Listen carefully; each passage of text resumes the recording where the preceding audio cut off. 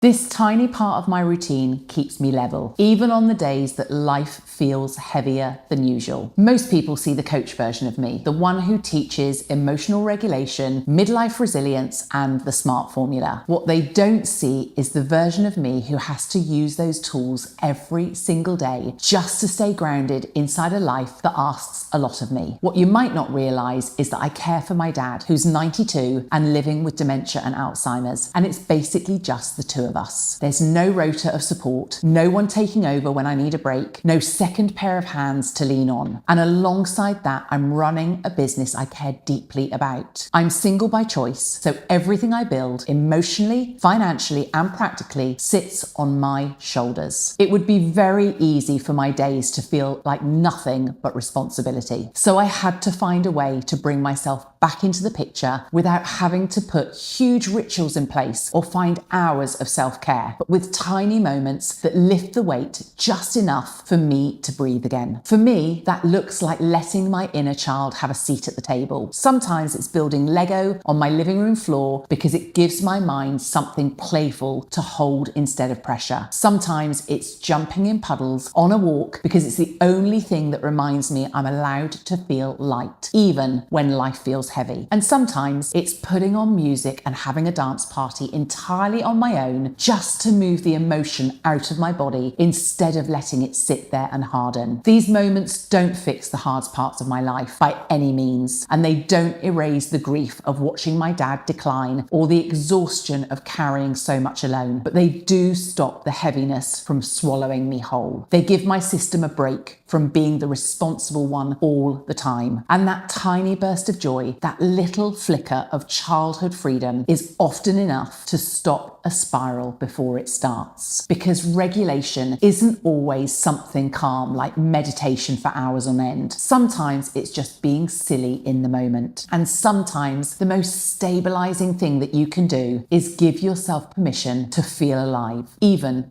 if it's just for a minute.